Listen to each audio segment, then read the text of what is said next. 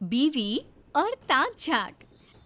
ये कहानी है राधा की, जिसकी शादी एक भरे पूरे परिवार में होती है। आपके पिताजी ने ये घर अपने और हम लोगों के रहने के लिए बनवाया था। अब यहाँ जिसे देखो वो रहने आ जाता है। अरे तो क्या हो गया, सबका अपना पोर्शन है। अब गांव में तो पता है कोई भविष्य है नहीं। शहर में पिताजी का इतना बड़ा मकान है तो दो दो कमरे अपने भाई भतीजे को कुछ दिन के लिए दे रहे हैं। अरे जैसे जैसे सेटल होते जाएंगे चले जाएंगे। देखिए, मैं ये नहीं कहती कि किसी की मदद ना करें, लेकिन ऐसा ना हो कि ये मदद कल को हम लोगों के लिए मुसीबत बन जाए। तुम परेशान ना हो, सब ठीक हो जाएगा। कुछ समय निकलता है कि एक रोज अचानक राधा के बाल गिरने शुरू हो जाते हैं। चाची, पता नहीं क्यों मेरे बाल झड़े जा रहे हैं। मैंने डॉक्टर को भी दिखा दिया, लेकिन वो भी कुछ बता नहीं पा रहे। बुरा न मानना राधा, घर इतने लोगों से भरा हुआ है। अरे किसी ने कुछ कर दिया हो तो क्या पता। सब तो यही चाहेंगे ना कि ये मकान उनका हो जाए, फिर चाहे तुम लोग गर्त में चले जाओ। हाँ, ये बात तो है। मैं ना चाची किसी बाबा को बुला कर लाती हूँ। पति के जाने के बाद राधा एक बाबा को घर लेकर आती है। अरे ये घर, इस घर में कोई कैसे रह सकता है?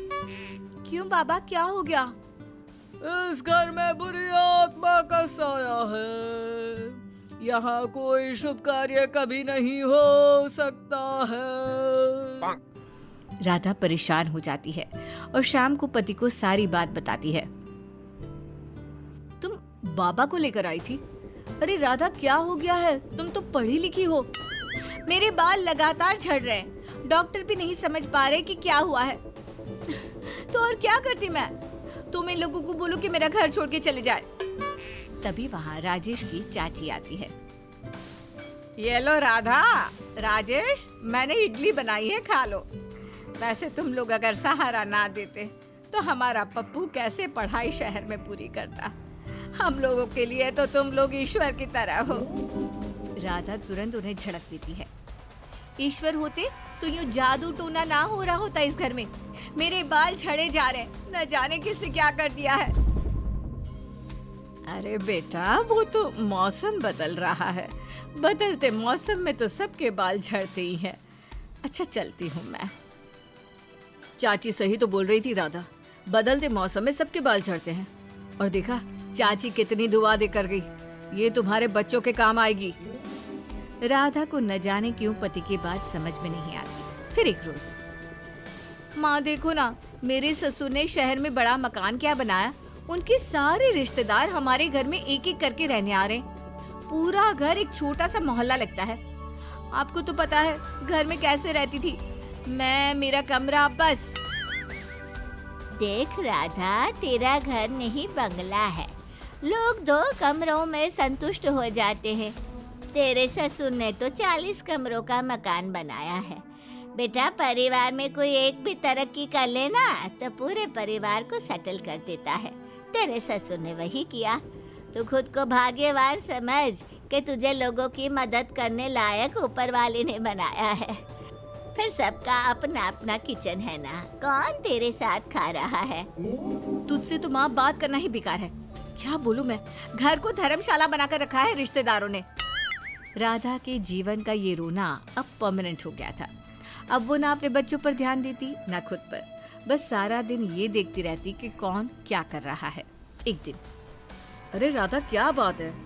कम से कम खाना तो घर पर ठीक से बनाया करो। क्या सारा दिन किसके घर में क्या चल रहा है, इसी में दिमाग लगा कर रखती हो।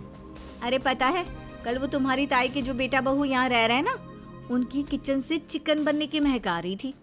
मैंने कहा देखो, पता है कि राजेश को पसंद है, लेकिन नाजी ना एक कटोरी भी ना देने आई। अरे ठीक है ना, चलो कोई बात नहीं, तुम खुद बना लेना। सोच तो रही हूँ। तभी राजेश की मामा की बहू आती है। राजेश भैया, ये लीजिए, मिठाई खाइए। भाभी आप भी। मेरे बेटी की नौकरी अमेरिका में लग गई है, हम लोग वहीं जा रहे हैं। आप लोगों ने इस घर में रहने दिया, सच पे बहुत बड़ा एहसान था। आप लोग भी अमेरिका का प्रोग्राम बनाइएगा। राधा तो मानो इस खबर को सुनकर परेशान सी हो जाती है। अरे क्या हो गया राधा, तुम्हें खुशी नहीं हुई क्या? खुशी? मुझे अमेरिका बुला रही हैं। ये पूछो, मेरे घर में रहती थी लेकिन कभी मुझे अपने कमरे में भी नहीं बुलाया। नाना राधा कमरे में नहीं बुलाती थी, कारण एक ही कमरा, उस पे भी बेटी की पढ़ाई चलती थी। टीवी तो मैंने कभी देखा ही नहीं इसकी पढ़ाई के कारण, और कमरे में लोगों को कैसे बुलाती। लेकिन सच कहूँ, आज लगता है मेरी तपस्या सफल रही। अच्छा, मैं चलती हूँ। उसके जाने के बाद बढ़िया आई, रहती तो मेरे घर में थी और मुझे ही नीचा दिखाने की कोशिश कर रही है। तभी राधा और राजेश का बेटा आता है। क्या कुशल, कैसी चल रही है नौकरी? कैसी नौकरी पापा? फिर छूट गई नौकरी। अरे करम जले, वो मीना बुआ का बेटा है ना, अमेरिका में लगी है नौकरी। तो माँ कभी मीना बुआ की मेहनत देखी है बेटे के लिए? जान लगा दी थी उसे पढ़ाने में। तूने क्या किया? ट्यूशन लगाकर फ्री। उसकी पढ़ाई भी शहर के बेस्ट स्कूल की है। और तूने कहाँ पढ़ाया मुझे, याद है ना? सारा दिन तो तू लोगों के घरों में झांका करती है, सब पर एहसान चढ़ाया करती। राजेश को बेटे की बात सुनकर गुस्सा आ जाता है। ऐसे बात नहीं करते माँ से, जाओ अंदर। बेटे के अंदर जाने के बाद, बस ये बात तो सही कह रहा है राधा। राधा कुछ कहती उससे पहले ही उन लोगों की एक और रिश्तेदार आ जाती है। राजेश, राधा कैसे हो? वो क्या है ना, मेरे बेटे की शादी है। शादी के बाद परिवार बढ़ेगा और 2 कमरे के मकान में गुजारा मुश्किल है। वैसे भी इस शहर में तुम लोगों के घर रहकर हम लोगों ने काफी तरक्की कर ली है, पर अब बड़ा घर ले रहे हैं। ये शादी का कार्ड, आना जरूर।